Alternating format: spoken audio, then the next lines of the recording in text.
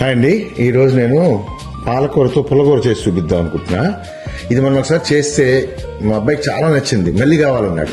అందుకని ఈసారి చేస్తున్నప్పుడు రికార్డ్ చేస్తున్నాను, మీరు కూడా చూస్తారు, ట్రై చేస్తారని. సో నేను పాలకూర కొంచెం ఫ్రెష్గా తెచ్చుకొని బాగా కడిగి చిన్న చిన్న ముక్కలుగా ఇలా తరుక్కున్నానండి. ఈ పాలకూర క్వాంటిటీకి ఈ సైజు ఒక 3 టమాటాలు, ఒక 3 ఉల్లిపాయలు, ఏమండి ఒక 5-6 పచ్చిమిరపకాయలు నిలువుగా చీల్చుకొని పెట్టుకోండి. ముక్కలు కాదు, నిలువుగా చీల్చుకోవాలి. తర్వాత కొంచెం కరివేపాకు పోపులోకి, కొత్తిమీర, 4-5 వెల్లుల్లి రబ్బలండి. దీనికి అల్లం వెల్లుల్లి పేస్ట్ ఉండదు, వెల్లుల్లిపాయలే కొంచెం కచ్చాపచ్చగా దంచి వేసేయటమే.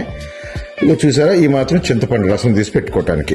అది ఎక్కువ చింతపండు అవసరం పడదు, ఎందుకంటే టమాటాలు పుల్లగా ఉన్నాయి కాబట్టి. ఒకవేళ మీ టమాటాలు కనుక పుల్లగా లేకపోతే అప్పుడు మీరు కొంచెం ఎక్కువ చింతపండు తీసుకుని రసం పెట్టుకోండి. ఇది కాకుండా నార్మలే కదండి, పోపులోకి ఆవాలు, జీలకర్ర, కొంచెం మెంతులు కూడా వేస్తాం ఇందులో, ఎందుకంటే పుల్లకూర కాబట్టి. పసుపు, ఉప్పు, కారం, ఇంతేనండి. మన ఇంట్లో ఉన్న వాటితో చక్కగా టేస్ట్గా ఈ పాతకాలం వంట ఎలా చేయాలి చేసి చూపిస్తాను, మీరు కూడా ట్రై చేయండి. స్టార్ట్ చేద్దాం రండి. కొంచెం నూనె ఎక్కువే పడుతుందండి తాలింపుకి, ఎందుకంటే పుల్లకూర కదా, పాలకూర బాగా మగ్గాలి, మంచిగా నూనె ఎక్కువ ఉంటే టేస్ట్ కూడా ఎక్కువ వస్తుంది దీనికి. సో నేను ఒక 4-5 స్పూన్లు వేసుకుంటానండి. స్టవ్ ఆన్ చేసుకున్నాను. నూనె వేడెక్కగానే మనం పోపు వేసుకుందాం.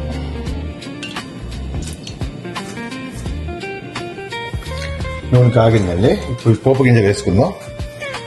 ఇది ఆవాలు 1 స్పూను, కొద్దిగా జీలకర్ర, మీకు ఎంత ఇష్టమైతే నేను కొంచెం ఎక్కువ వేసుకుంటాను పోపు. మెంతులు మాత్రం చూసేసుకొని చేదు వస్తుంది. పసుపు, అంతేనండి, ఇంకా శనగపప్పు, మినపప్పు ఇవేం అవసరం లేదు, బేసిక్ పోపు అంతే. దీంట్లో కాసిన్ని కరివేపాకు,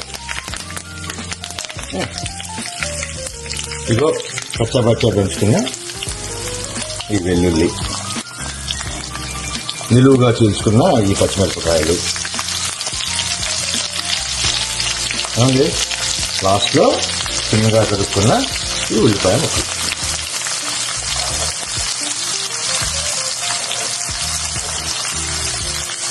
ఈ వంట కొంచెం లో ఫ్లేమ్ మీద చేయండి. హైలో పెట్టేసి ఫాస్ట్గా చేసేద్దామంటే రుచి రాదండి. ఏ వంట అయినా సరే అసలు యాక్చువల్గా లో ఫ్లేమ్లో చేసుకుంటేనే బాగుంటుంది, స్లో కుకింగ్. వంట లేట్ అవుతుంది అంతే. కొంచెం పసుపు,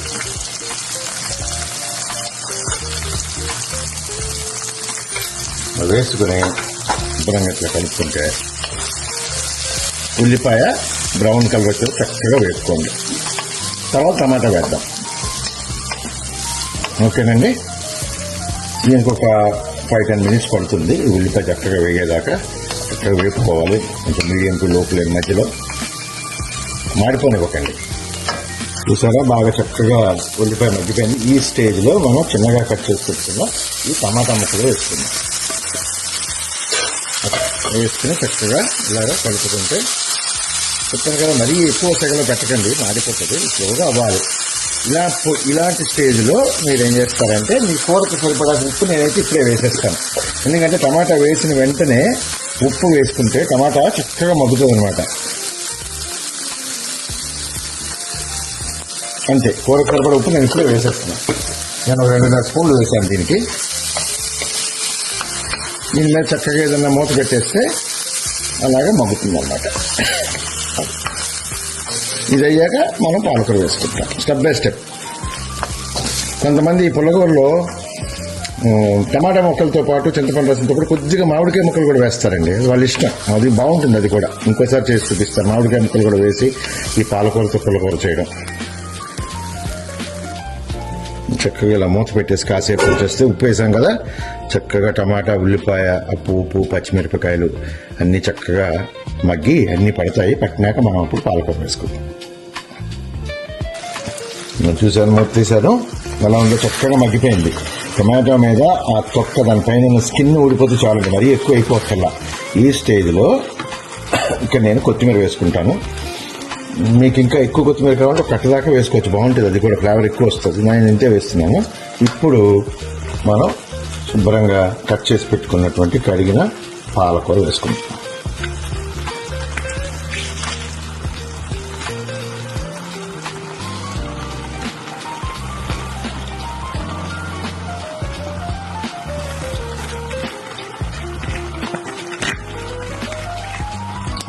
ఏం కలపకండి, అలా ఉంది అని చెప్తాను. లోనే కదా చేస్తారు, అలా ఉండిపోయింది. దీని మీద చక్కటిలాగా ఈ మూత పెట్టేయండి అంతే. అది అలాగా మగ్గి కిందకి వెళ్ళిపోతుంది, మీరేం కలపక్కర్లే అంతే. కొంచెంసేపు పోయాక చూద్దాం, అప్పుడు చింతపండు పులుసు కారం వేసేసి ఫినిష్ చేసేద్దాం కూర. చూసారా, నాకు ఒక్క 5-10 మినిట్స్ లోపలే నేను మూత తీసి చూశాను, అలాగా ఆకంతా కిందకి అలాగా అణిగిపోయిందండి. చక్కగా అన్ని శుభ్రం కలుపుకొని మంచిగా, ఎందుకంటే లో ఫ్లేమ్లో ఉంటుంది, అడుగు కూడా పట్టదు, నీట్గా ఉంటుంది. బాగా ఈ వాటర్ వస్తుంది కదండి, ఈ వాటర్ అంతా పోవాలండి, పోయి కూర దగ్గరికి అవ్వాలి. అప్పుడు మనం చింతపండు రసం కారం వేసుకుంటాం. ఇంకా మూత పెట్టక్కర్లేదు, ఇలా వదిలేయండి కూరని. లో ఫ్లేమ్లో అవనండి, ఇక మరి మూత పెట్టాల్సిన అవసరం లేదు.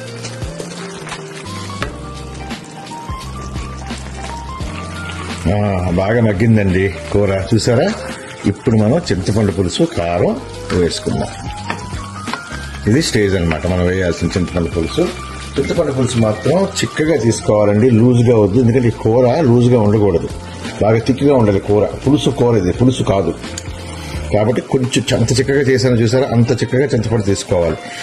అండ్ చింతపండు క్వాంటిటీ చాలా జాగ్రత్తగా చూసేసుకోండి, ఎందుకంటే టమాటా వేసుకున్నారు, పాలకూర ఉంది, వీటి మీద చింతపండు కూడా ఎక్కువ వేసారనుకోండి మరీ పులుపు అయిపోతుంది.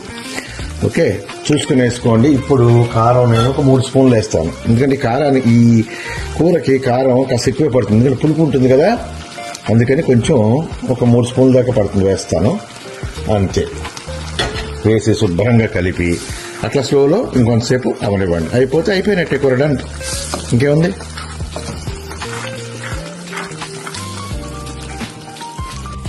ఇంకోండి చూడండి, ఇప్పుడు కూర ఎలా వచ్చింది చూసారా, మొత్తం నీరంతా పోయి చక్కగా ఆయిల్ తేలి కూరంతా బాగా మగ్గి ఇట్లా కనిపిస్తుంది. ఇదండి, ఈ స్టేజ్లో మీరు ఇంకా స్టవ్ ఆఫ్ చేసేసుకోవచ్చు, మీ కూర అయిపోయినట్టే.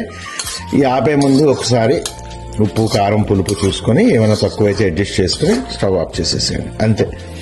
ఈ కూరని వేడి వేడి అన్నంలో ఒక్క చుక్క నెయ్యి కలుపుకొని తిని చూడండి, మొత్తం అన్నం అంతా దీంతోనే తింటారు మీరు. ఇది ఒక్క అన్నంకే కాదండి, రోటీ చపాతీ పుల్కా వీటిలన్నింటితోనే చాలా బాగుంటుంది. ఇది పాతకాలం వంటైనా సరే వెరీ రిఫ్రెషింగ్గా ఉంటుంది. ఒక్కసారి చేసి చూసి మీకు ఎట్లా వచ్చిందో మీ ఎక్స్పీరియన్స్ని కామెంట్ చేయండి ప్లీజ్.